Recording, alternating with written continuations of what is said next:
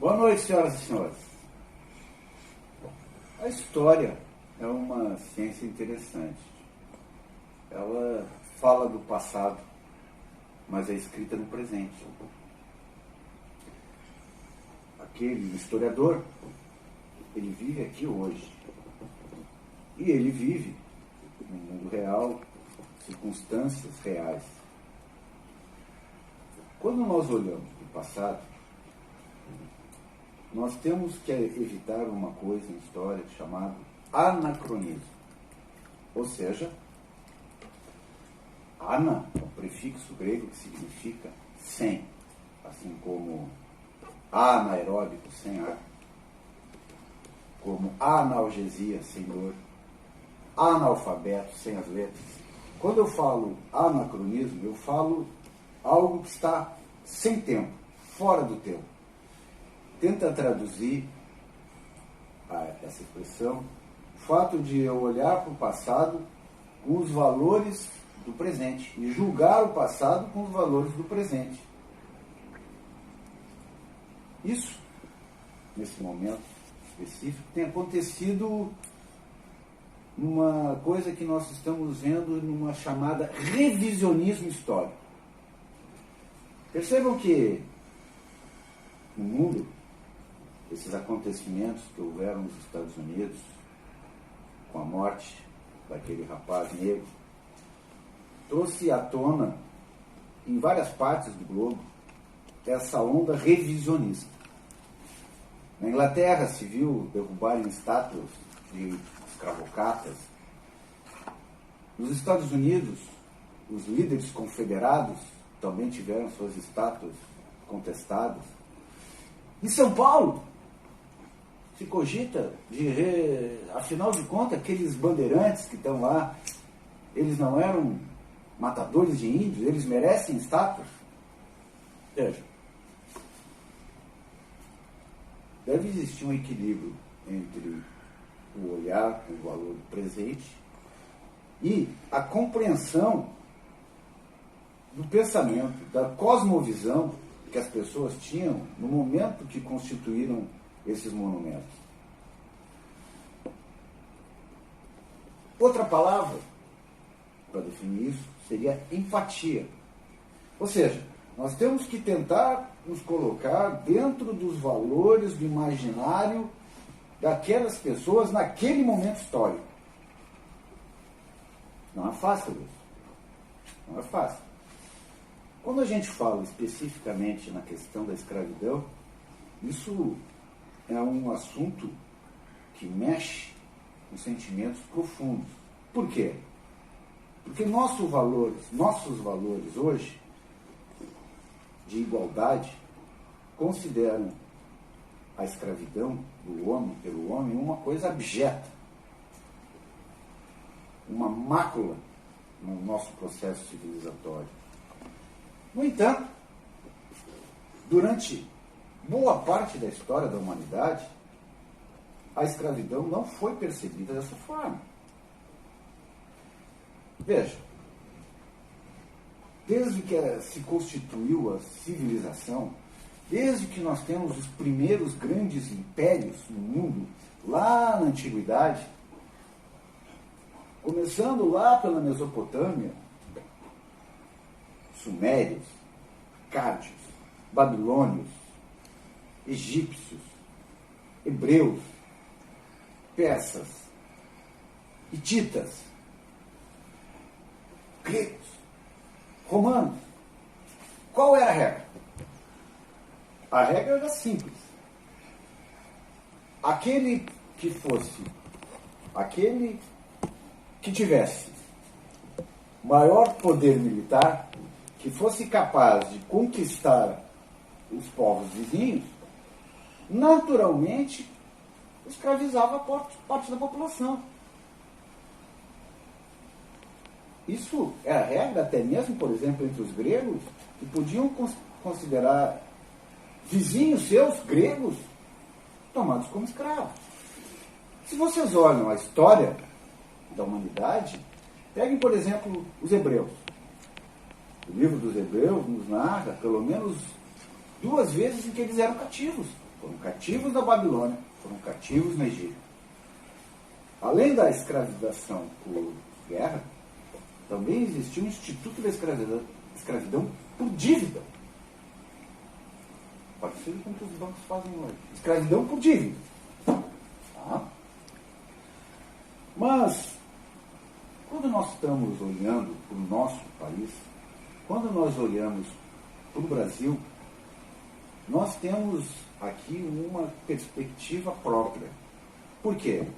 Porque a nossa escravidão, ela está, de certa forma, dissociada desse passado histórico e concentrada na realidade da escravidão no Brasil, que foi a escravização do homem negro africano. A respeito disso, seria interessante nós discutirmos um ponto. Essa é uma palavra interessante.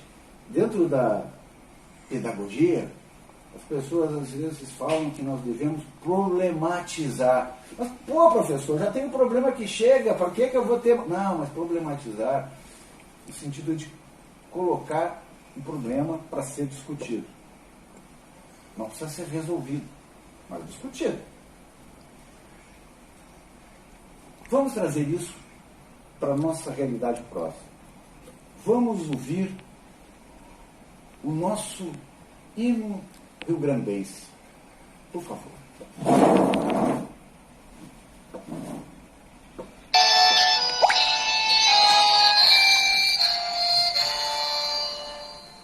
Mas não basta para ser livre, ser forte, aguerrido,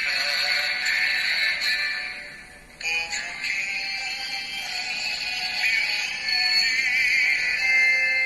acaba por ser escravo, mostremos valor e consciência nesta injusta terra.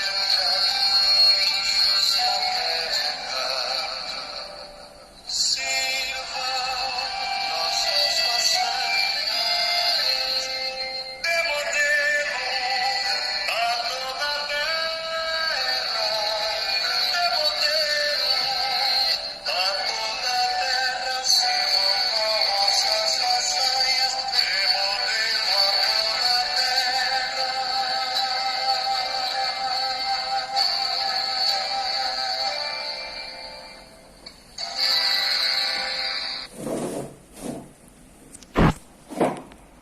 Então, como isso soa para vocês? Essa estrofe específica. Povo que não tem virtude acaba por ser escravo. É bem compreensível que a percepção desses versos esteja ligado à nossa realidade escravocrata. Que nós estejamos, as pessoas escutem isso e pensem na realidade, na escravidão, tal qual ela se apresenta no Brasil. Ou seja, a escravidão do negro africano. Veja, processo de escravização feito pelos europeus, ele tem uma característica interessante. No primeiro momento, durante a Idade Média europeia, em que os europeus estavam circunscritos, estavam apenas dentro do seu território, o instituto do escravo, ele foi praticamente reduzido por um motivo muito simples, pela questão da influência do cristianismo. O cristianismo diz: Pai nosso que estás no céu. Nosso, Pai de quem? De todos nós. Meu, seu, dela. Somos todos irmãos. Se somos irmãos, ora, um irmão não pode escravizar. Então, dentro da comunidade europeia, a escravidão caiu em desuso. Isso vai começar a mudar quando das navegações. Quando portugueses e espanhóis chegam nas Américas, eles encontram aqui os ameríndios, os nativos, que não são cristãos. Portanto, não existe o óbice a que eles sejam colocados sob domínio dos outros homens. E no primeiro momento nós vamos ver os indígenas nativos americanos sendo escravizados. O que vai acontecer, que vai interromper, que vai de certa forma obstaculizar essa escravidão do indígena, vai ser o fato de que aqui nas Américas serão enviados representantes da Companhia de Jesus, uma instituição formada pela Igreja Católica para se contrapor à perda de fiéis dos movimentos reformistas religiosos na Europa, como o luteranismo, o calvinismo, o niquianismo, que tiraram grandes fatias dos fiéis da Igreja. Os jesuítas vieram para cá para catequizar os índios. E conforme eles foram avançando com o seu trabalho de catequese, foram convertendo os pagãos indígenas em cristãos, se estendia para eles a obstrução da escravidão. Inclusive, existe um grande debate teológico dentro da igreja. Afinal, índio tem alma? Sim, se concluíram que tinha alma e logo o índio ele não podia mais ser escravo. Surge novamente uma outra alternativa. Encontramos na África pessoas que não são índios. Eles têm a pele diferente. Eles têm a pele diferente porque talvez eles sejam filhos de Caim. Eles têm a mancha do pecado. Esses talvez possam ser escravizados. Se vocês verem, vai existir depois, mais adiante, toda uma construção pseudocientífica para justificar, desde o aspecto craniano dos negros, que são mais animalescos, são inferiores e que, portanto, podem ser objetificados. Nós sabemos o que isso resulta no Brasil. O maior país negreiro, um expert nas rotas da escravidão, que trouxe mais de 12 milhões de escravos da África para o Brasil. E que não resolveu essa questão até hoje. Nós sabemos como terminou o processo da escravidão. Nós sabemos que, de um dia para o outro, os escravos, que eram objetos, mas eram objetos caros, e que, portanto, recebiam casa, comida. Eu tenho um objeto caro que eu tenho que proteger. No dia seguinte, a libertação, a abolição, foram colocados fora do sistema. Mas eu não tenho que comer, eu não sei ler, eu não sei... Isso é problema de vocês, rapaz, isso não é problema meu. Nós sabemos que hoje nós temos uma herança. Às vezes a gente pensa em herança como coisas boas, mas no nosso caso nós temos um legado nefasto, pesado, que não foi resolvido até hoje, que são esse legado da escravidão. Mas a questão do hino, como vocês escutam essa estrofe? Como vocês percebem a ideia dos rio-grandenses quando fizeram esse hino? No contexto, foi uma tentativa de rebelião contra o Império, em que foi fundado dentro do nosso Estado a República Rio-Grandense. O que será que o hino quer dizer? Existe aqui uma estrofe que foi retirada do hino. Em 1966, quando esse hino foi oficializado como hino do Estado, a estrofe foi retirada e foi duplicado o refrão. A estrofe dizia assim: entre nós revive Atenas, para assombro dos tiranos, sejamos gregos na glória e na virtude romanos. Isso me faz pensar que quando os revoltosos que proclamaram a República, forjaram sua bandeira, forjaram seu hino, eles não estavam observando eles não estavam contemplando a realidade local, a realidade que eles estavam vivendo. Mas eles estavam com os olhos idealmente voltados para o passado. República é uma construção consagrada pelos romanos. Res, a coisa pública.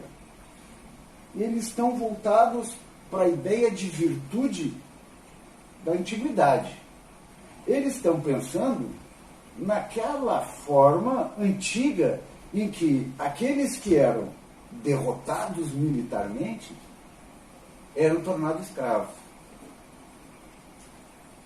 Por isso as referências a gregos e romanos. Quer dizer, é uma possibilidade, não uma certeza. É, como foi dito, uma problematização. Pense a respeito. Voltaremos num próximo momento. Até a vista.